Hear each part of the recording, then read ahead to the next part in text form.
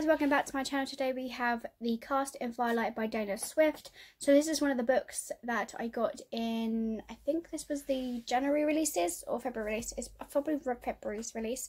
So this is the first book. There is actually a second book coming out which will come out next year, which is going to be called, like, sometimes at the end of the books you see that they have got another book out. And it's going to be Bound by Firelight. It's coming in 2022. So I'm really looking forward to seeing how that starts, should I say. So this is the book, Cast in Firelight. The cover is amazing. I love it. Two royal heirs arranged to be married, but they made their own arrangements. So this is the hardback of it. Nice black red. And the spine is like in this goldy kind of colour. Goldy colour. So here we have Andre. I'll say Andre. I'm not sure if you say the words or not. Heir to the throne of a Belware. Well, is a talented witch on the cusp of taking her royal ceremony test, and a girl who just wants to prove her worth to her people. Then we have Jatin, her heir to the throne of Nepu, is a competitive wizard who's mastered all 9 colours of magic, and a boy anxious to return home for the first time since he was a child. Their arranged marriage will unite 2 of the Wickery most powerful kingdoms, but after years of rivalry from afar, Andre and Jatin agreed only for one thing: the reunion will be anything but sweet. Except Destiny has other plans, and with the criminal underbelly of Belware suddenly making a move for control, their paths cross, and neither realises who the other is. Each of them has adopted a secret identity. Been dodging deathly spells and keeping their true selves hidden, their pair must learn to put their trust into each other, even if it's to uncover the real threat. Now, Wickery's fate is in the hands of rivals, fiancés, partners, whatever they are. It's complicated and bound for greatness or distractions. So that's the synopsis. We do have, of course, a map. I realised when I've been doing my book reviews, I have not been showing like anything that's inside the books, which I do apologise. So this is the map of this book. So we've got like Warwick, we have the Dullard, we have Dome, Belware, Piers Islands. We have the cities, we have the islands, we have the villages, which is really cool. And then we have some deities and their powers, which I thought that was really cool to put inside a book. So deities and the powers, the 9 touch. So we have Elf, the god of fire, rules over volcanoes, and its abilities to create and manipulate fire. We have Rennie, the goddess of inner capability, oversees personal growth. Like so on, like I'll let you guys read that. It's actually really cool. We've got goddess of earth, god of air, god of water, god of war, goddess of healing, god of cold, god of war, shadows, everything, and then it starts with that. But this book was definitely really good to watch and read, and I'm glad to get this book as well. So I really like the concept of this book, and I'm generally a fan of the enemies to lovers type of stories. So Cast in the Firelight definitely had that going for it.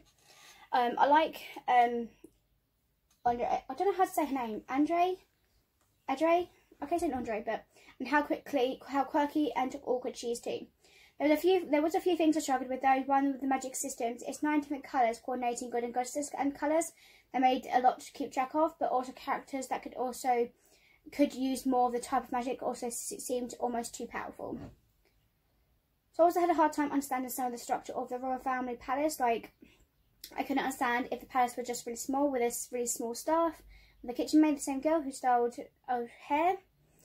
Sometimes things happen that seem strange, like when the guards take Andre to his room to speak with her privately. Wouldn't it be a huge breach in property and the words with the prince's fiance? But yeah, I feel like I have also there were small things, so it was hard just to kind of shrug and move past like them to see where the rest of the story was going. I like that it had lots of twists and turns. I definitely want to know where both of the relationship would head, so I definitely invested in the story. I literally could not stop it. I think like reading these books quite quickly are something that I've been doing now since I've got back into reading more, and just seeing that I'm able to read more is quite fun, and I am almost at my limit. Well, I might not be able to do any more books yet until I get more books. So yeah, yay.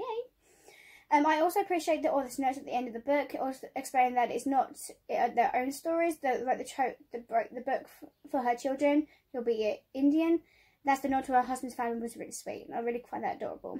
I feel like this book would be a good one for middle school readers. It's such a young adult book, but not really dark or gritty. It's a great fit for the readers who need something a bit lighter.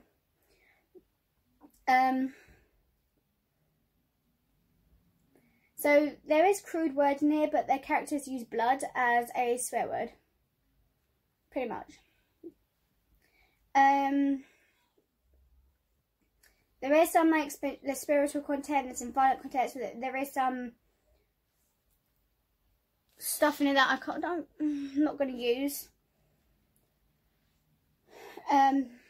Stuff like that, but it was really intriguing to read the book, and I'm really glad to have got this book as well. I'm loving the book so far, and I cannot wait to see what the next book turns out to be. What's it going to be about? Why is it going to be about this person? And exactly, just pretty much. Let me show. Yes.